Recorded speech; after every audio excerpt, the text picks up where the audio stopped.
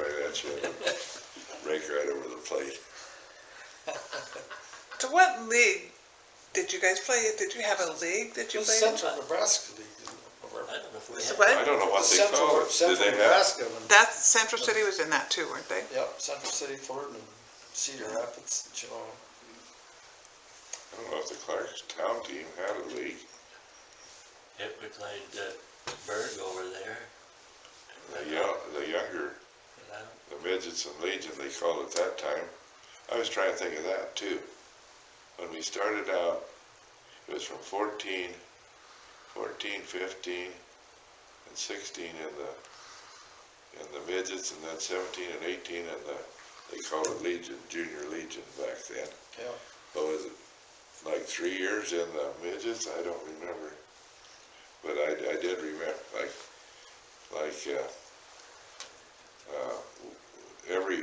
we went somewhere every Sunday, and never over 15 miles, but it was all these other little towns in the back of that pickup.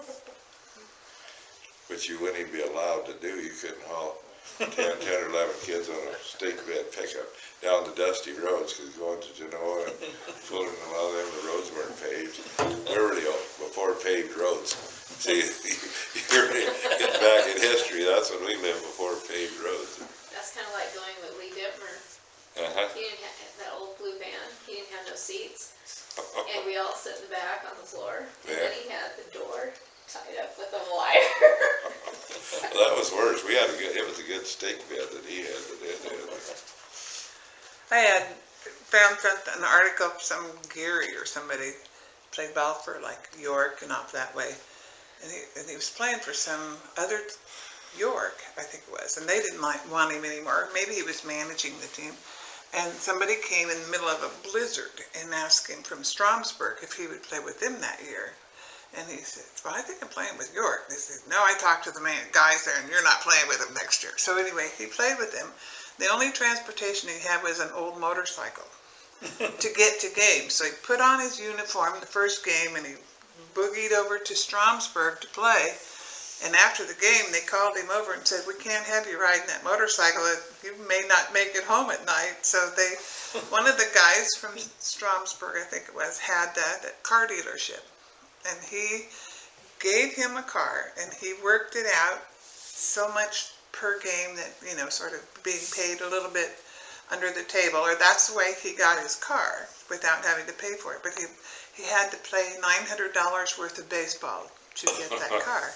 But they were afraid that he'd have an accident going home at night.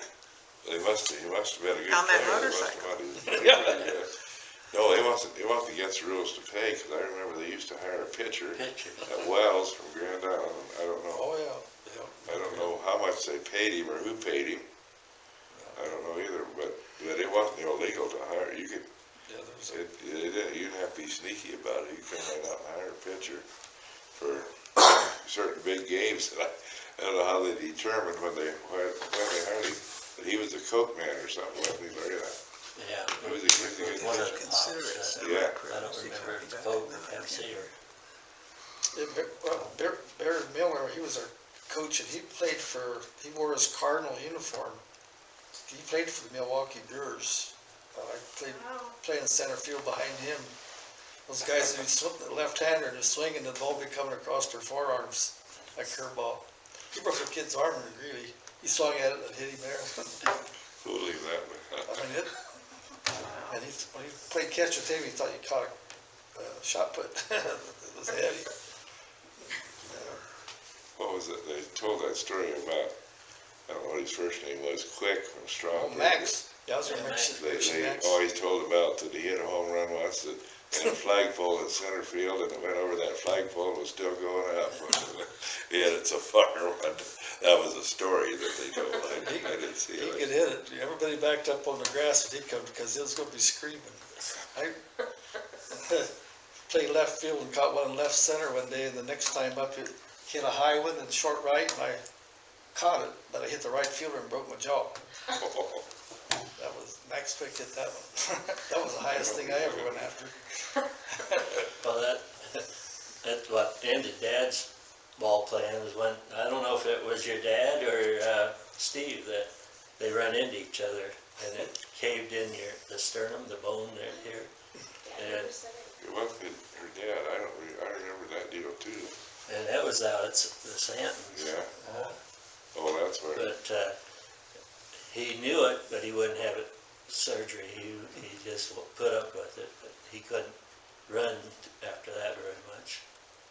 But it was one of the Yurkowskis. I don't know which one I it don't was. think it was Four, my dad. four or five, It probably was Steve then. 4 or 5. no, Steve was the one that, I think that ran into him. 'Cause I think it was probably Steve Steve was then. pretty big. I remember Steve catching, Bob Gleason was pitching, and Steve called for a curveball, and Bob throwed him a fastball. Him right in the mask. Oh, no. He'd start taking off his equipment. Tough ones had to talk him into staying. Went home, packed up, went home. Because Bob could throw a curveball and knock you down across the plate, too. He pitched for the university. He's my brother-in-law. He wasn't then, but he is now. Well, I guess too, Clark's back there when they played, had the diamond in the corner where the school is now. Yeah. Had the old high school out there in center field. I guess this is the story that I hear from Dad. Broke out several windows out of that school. When he was batting, he'd hit the ball and It was probably 300 feet from home plate. out there with the ladies. Yeah. You gotta come off the subject, didn't you? Yeah. Were there some pretty strong rivalries? I can't say that word. Oh, yeah. I think Rivalry. so. Oh, yeah. Fullerton and Genoa and Belgrade and Genoa. Belgrade and Fullerton. I remember Clark, Silver Creek, I don't know if they had a town team, but Clark's never did like Silver Creek.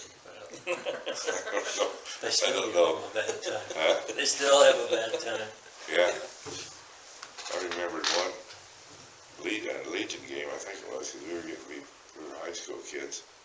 And Pedraza ran over little Eddie playing second and knocked him down. He hit his head on the ground and got a concussion.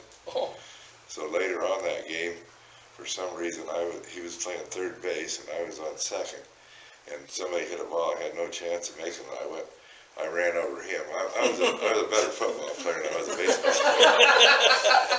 I ran over that Pedraza kid, and Ed, his dad was coaching third. He said, "You didn't have to do that, but that was all right."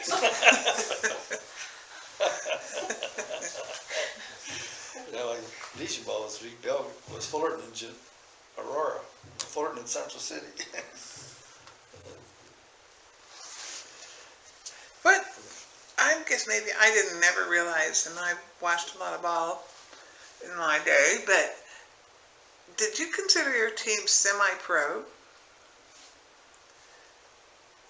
No. Or, Later because on, I've heard people around here that played talk both ways. well, later on they did. My youngest boy played on they call it a semi-pro team in Strasburg here.